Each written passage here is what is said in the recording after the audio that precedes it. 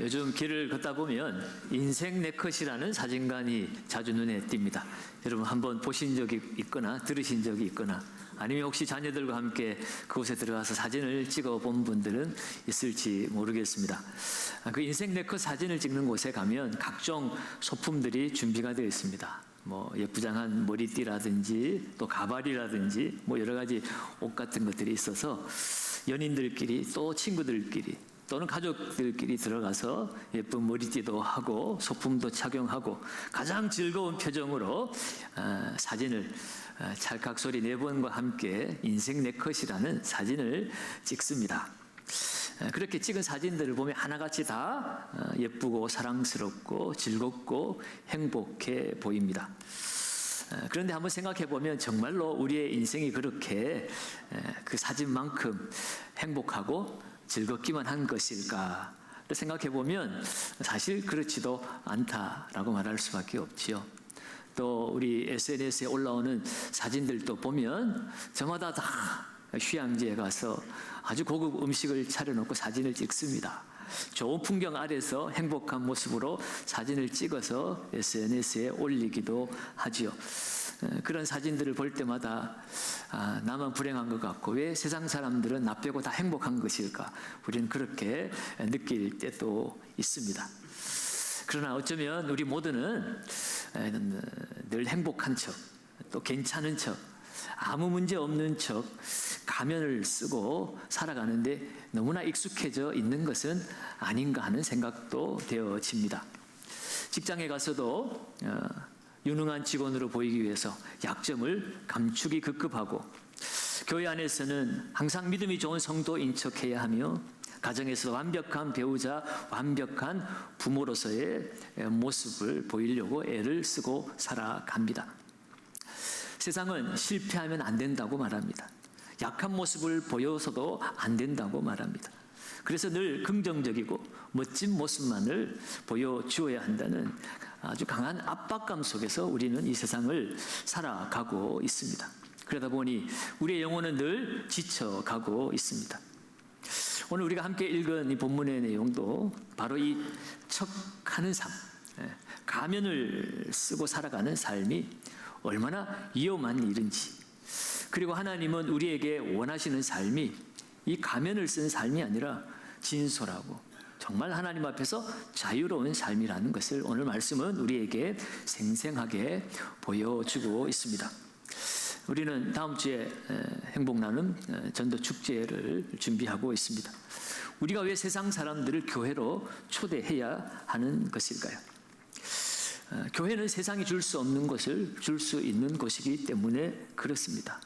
우리가 그들을 초대하고 그들에게 줄 수 있는 가장 좋은 선물이 무엇일까? 오늘 본문의 말씀을 통해서도 그 은혜를 함께 나누기를 원합니다. 오늘 본문은 초대교회 역사상 가장 충격적이고 가슴 아픈 사건 중에 하나입니다. 아나니아와 삽비라라고 하는 부부가 땅을 팔아서 그 땅판 값의 일부를 전부인 것처럼 속여서 교회 앞에 사도들 앞에 내놓았다가 하나님의 즉각적인 심판을 받고 목숨을 잃은 이야기입니다. 너무나 무섭기도 하고 이해하기 어려운 이야기처럼 들리기도 합니다. 아니 헌금 좀 덜 냈다고 이렇게 사람이 죽기까지 할 수 있을까? 하나님은 사랑의 하나님이라고 하셨는데 왜 이런 일이 일어나는 걸까라고 우리는 의문을 가질 수가 있고 또 그러한 의문은 매우 정당한 질문이라고도 우리가 생각할 수 있습니다. 그렇지만 오늘 이 사건을 우리 제대로 이해하기 위해서는 바로 앞장의 4장의 말씀 그 후반부를 잠시 돌아보아야만 합니다. 4장 마지막 부분에 이렇게 기록이 되어 있습니다. 4장 32절과 35절까지 말씀을 우리가 같이 한번 자막을 통해서 한번 읽어보겠습니다.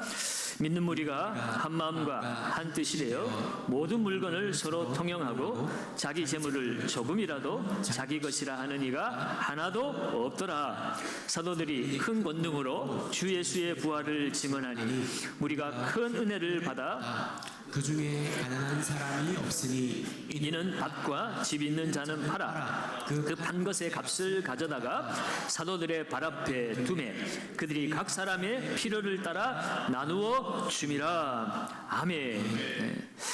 오순절 성령 강림이 임하고 교회가 탄생이 되고 그 교회에 예수 그리스도의 그 생명의 복음 때문에 많은 사람들이 감동을 받았습니다. 그래서 하나님 나라를 위해서 마치 이 땅에 하나님 나라가 이루어진 것처럼 그들은 있는 자는 팔아서 없는 자를 돕고 서로 유무상통하면서 그야말로 하늘의 천상의 모습을 이 땅에서 그야말로 실현해 나가는 아름다운 모습이 오늘 이 초대교회에 나타나고 있었던 거죠. 그러니까 이들이 부활의 능력에 사로잡혀서 더 이상 내 것과 너의 것을 구분하는 경계가 사라져 버리는 놀라운 사랑의 공동체로 거듭나 있었던 것입니다. 그러니까 그들이 자기의 있는 것을 팔아다가 함께 나누어 쓴 것은 어떤 강압적인 일들로 인하여 이루어진 것이 아니라 자발적으로 자신의 재산을 팔아서 내놓았다고 하는 것입니다. 사람들은 이러한 초대교회의 진실한 공동체의 모습, 뜨거운 사랑의 모습을 보고 하나님의 살아계심을 느꼈을 것입니다. 이러한 것이 초대교회의 강력한 힘이었지요. 이러한 아름다운 배경 속에서 오늘 아나니아와 삽비라 사건이 등장을 합니다. 이들도 다른 성도들처럼 바로 앞장에는 바나바라고 하는 교회에서 인정받는 사람이 밭을 팔아서 헌금을 한 것 때문에 칭찬을 받는 일이 있었습니다. 그래서 이 아나니아 삽비라는 바나바와 또 다른 많은 성도들처럼 자신들도 밭을 팔아서 그 값을 얼마를 교회 앞에다가 헌금으로 내어 놓은 것입니다. 여기까지는 아무런 문제가 없습니다. 그런데 오늘 본문에 베드로가 그들에게 책망을 합니다. 도대체 무엇을 책망한 것일까? 3절 4절 말씀을 다시 보면 베드로가 이르되 아나니아야 어찌하여 사단이 내 마음에 가득하여 내가 무엇을 속였습니까? 성령을 속이고 땅값 얼마를 감추었느냐? 땅이 그대로 있을 때에는 내 땅이 아니며 판 위에도 내 마음대로 할 수가 없더냐? 어찌하여 이 일을 내 마음에 두었느냐? 사람에게 거짓말한 것이 아니요 하나님께로다 라고 책망을 했습니다.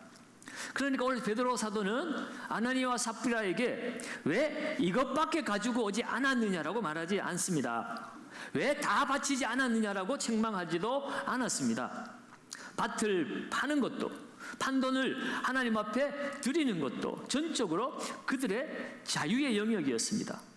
그 누구도 강요할 수 있는 부분이 아닙니다. 그렇다면 진짜 문제가 무엇이었습니까? 그들이 얼마를 감추고서도 전부를 다 바친 것처럼 그들이 거짓말을 했다는 것이에요. 베드로의 핵심은 지적은 이것입니다. 사람에게 거짓말한 것이 아니요 누구에게 한 것이라고요? 하나님께 한 것이라. 하나님께 한 것이라.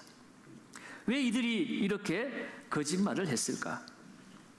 아마도 바나바나 다른 성도들처럼 그 바친 사람들의 모습을 보고 많은 사람들이 칭송하지 않았겠습니까? 그 모습 속에서 나도 저들처럼 교회에서 인정받고 싶다, 칭찬받고 싶다, 나도 믿음 좋은 사람인 것으로 인정받고 싶다, 나도 헌신적인 사람으로 사람들에게 좀 알려졌으면 좋겠다라는 마음이 들었던 거죠. 그렇지만 또한 재물에 대한 욕심도 버릴 수가 없었습니다. 그래서 이들이 타협을 했는데 그것은 명예도 얻고 돈도 얻는 것입니다. 그것을 위해서 그들은 거짓 가면을 쓰기로 한 것이죠. 오늘 이 아나니아 삽비라의 모습 속에서 하나님이 가장 미워하시는 죄가 무엇인가를 우리에게 알려주고 있습니다. 그것은 바로 위선의 죄입니다. 바리새인들이 예수님께 책망받은 것도 그들의 가식적인 모습이죠. 해칠한 무도처럼 겉과 속이 다른 모습 때문에 예수님께 책망을 받았습니다. 하나님은 우리가 얼마나 많은 돈을 바치는가를 보는 것이 아니라 우리의 마음이 얼마나 진실한가를 하나님은 보고 계시는 분이십니다. 이 진실이라는, 정직이라는 말, 히브리어로는 탐임이라는 말인데요. 이 단어는 완전함, 흠없는 그런 뜻을 가지고 있지만 이 완전함이라고 하는 것은 단순한 도덕적 완전함을 말하는 것이 아닙니다. 여기서 이 탐임은 겉과 속이 일치한다는 의미예요. 하나님 앞에서 꾸밈 없는 모습 그대로 서는 상태, 겉으로 보이는 것과 속마음이 다르지 않는 같은 상태, 이것이 바로 히브리어에서 말하는 이 진실, 정직이라고 하는 단어의 의미입니다. 오늘 아나니아와 삽비라는 이 탐임을 잃어버린 죄였습니다. 하나님 앞에서조차 그들은 가면을 벗지 못했던 것입니다. 아마도 그들은 사람을 속일 수 있다고 생각을 했지만 하나님은 속일 수가 없었습니다. 그래서 베드로가 오늘 그들에게 정확하게 지적을 하고 있는 거죠. 너희가 성령을 속였다.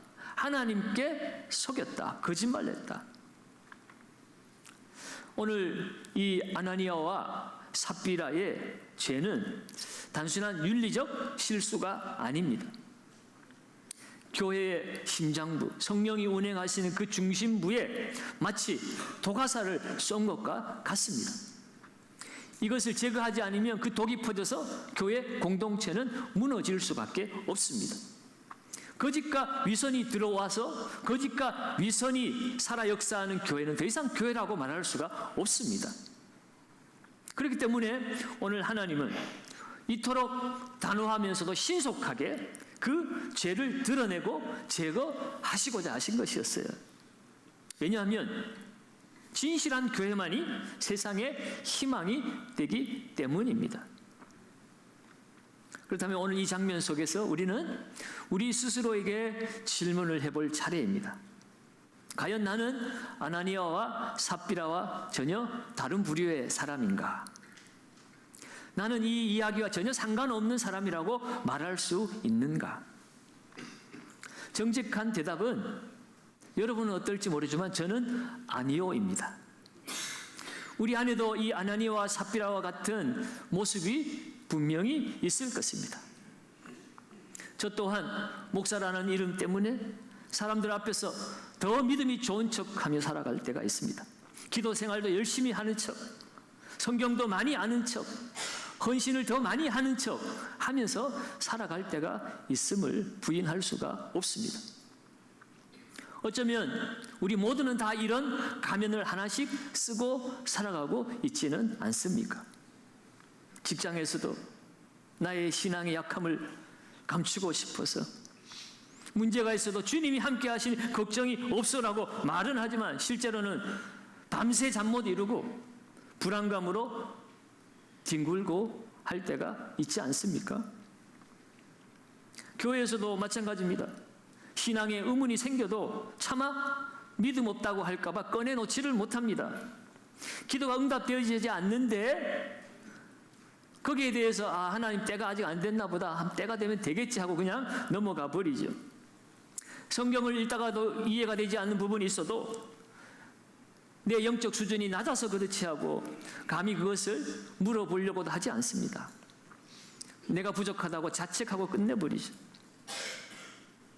주일에는 거룩한 성도의 모습으로 정장을 하고 또 거룩한 찬양을 부르고 기도도 하고 예배하고 돌아가지만 정작 월요일부터 토요일까지는 세상 속에서 불평과 혈기를 다스리지 못하는 내 모습을 발견하고 괴로워하며 살아가는 모습이 우리의 모습은 아닐런지.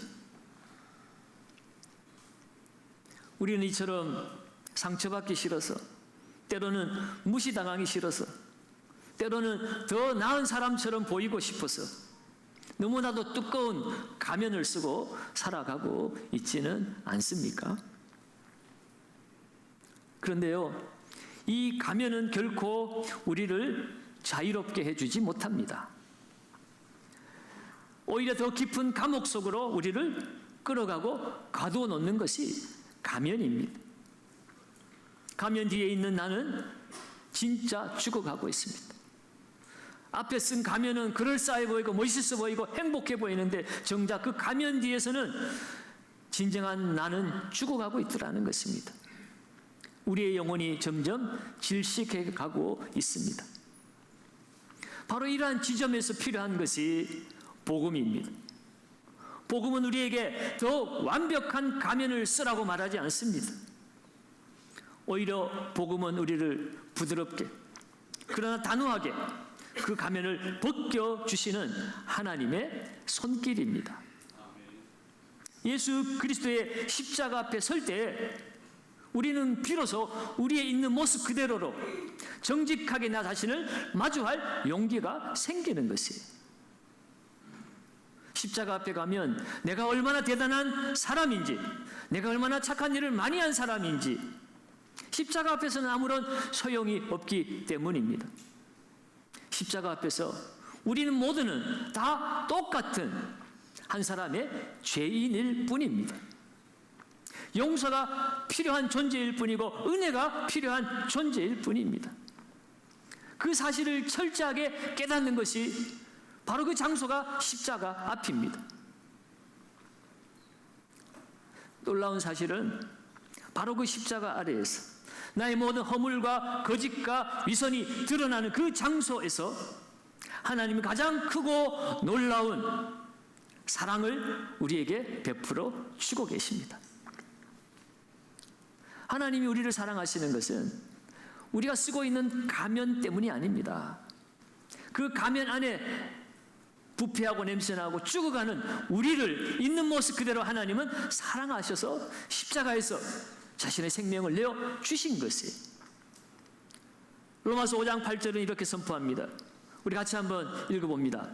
우리가 아직 죄인 되었을 때에 그리스도께서 우리를 위하여 죽으심으로 하나님께서 우리에 대한 자기의 사랑을 확증하셨느니라. 아멘. 그리스도께서 우리를 위하여 십자가에서 죽으신 것은 우리가 가면을 쓰고 완벽한 모습을 보시고 죽으신 것이 아니라는 거예요. 내가 아직 죄인 되었을 때에 구제불능의 죄인임에도 불구하고 하나님 우리를 사랑하셨다는 것입니다. 그 사랑을 확증하신, 말로만이 아니라 삶으로 증명해낸 사랑이 바로 십자가의 예수 그리스도입니다. 그 예수 그리스도가 우리에게 복음이요 기쁜 소식입니다. 우리의 완벽한 모습이 아니라 나의 부끄럽고 연약한 모습을 알기에 망가진 나의 진짜 모습을 너무나 하나님이 아시고 그 망가진 모습 그대로를 사랑하시기 때문에 우리를 위해서 대신 죽으신 것이 바로 십자가의 예수 그리스도입니다. 그러니 그 십자가 앞에 나아가서 어떻게 우리가 더 이상 잘난 척할 수 있겠습니까? 내가 얼마나 더 거룩한 척할 수가 있겠습니까? 하나님은 우리의 모든 것을 다 알고 계십니다. 내 인생 가장 깊은 심년의 부끄러운 일까지도, 숨기고 싶은 비밀까지도, 차마 꺼내놓지 못하는 나의 모든 아픔을 하나님은 다 알고 계시고 그 알고 계신 상태로 우리를 너무너무 사랑하셔서 십자가에서 나 대신 자신의 목숨을 들이신 것입니다. 아버지께서는 하나밖에 없는 아들을 날 위해서 십자가에 내어 주신 것이고요.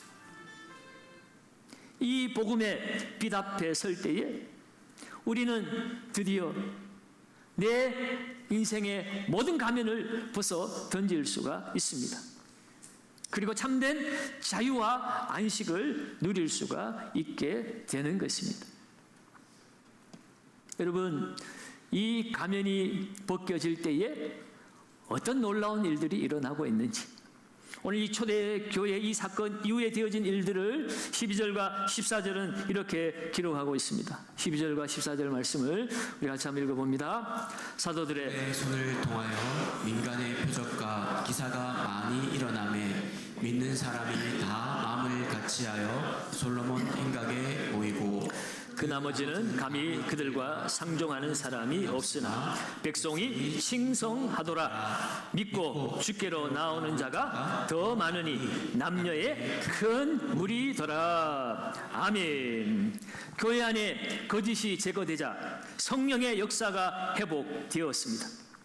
그리고 복음이 널리 퍼져 나가게 되었습니다. 믿는 자의 무리가 훨씬 더 많이 교회로 들어오기 시작했습니다. 여러분, 오늘 이 사건을 통해서 우리는 중요한 교훈을 받게 됩니다. 어떤 교회는 열심히 전도 축제를 준비하며 큰 행사를 계획했지만 정작 내부에서 사랑이 식고 서로 불신하고 겉도는 분위기가 되었을 때에 전도 축제를 아무리 해도 열매는커녕 그날이 지나고도 오히려 더 큰 상처만 남게 되어지는 그런 교회가 있는가 하면, 어떤 교회는 비록 작고 소박한 전도 축제를 계획했을지라도 그들이 진실한 기도와 회개로 하나됨을 경험하며 한 사람을 위해서 울고 성도들이 한 영혼을 위해서 함께 기도하며 나아갔을 때 그 한 영혼이 주께로 돌아오는 놀라운 구원의 역사가 그 교회에 나타나게 되었습니다. 여러분, 하나님은 수단보다 중심을 보십니다. 오늘 우리가 어떤 무대를 준비했느냐, 어떤 장식을 준비했느냐, 여러분 그것도 중요하지만 그것보다 더 중요한 것은 어떤 마음으로, 어떤 눈물로, 어떤 믿음으로 준비했는가를 하나님은 더 귀하게 보십니다. 우리 안에 정직한 신앙이 살아있을 때에 성령의 불은 다시 타오르게 될 것입니다. 그 불이 사람을 살리고, 그 불이 교회를 살리고, 그 불이 세상을 살리게 됩니다. 정직한 신앙이 나를 살리고 공동체를 살리는 것입니다. 행복 나눔 축제 한 주 앞으로 다가왔습니다. 많은 사람을 초대하고 정성껏 기도하고 또 좋은 프로그램도 준비할 것입니다. 그러나 그것보다 더 중요한 것, 그것은 우리가 하나님 앞에 정직하게 서는 것입니다. 그리고 그 초대받은 사람들에게 우리가 전할 메시지는 바로 이것입니다. 여기에 오면 괜찮습니다. 더 이상 완벽해질 필요가 없습니다. 여기서는 가면을 벗어도 됩니다.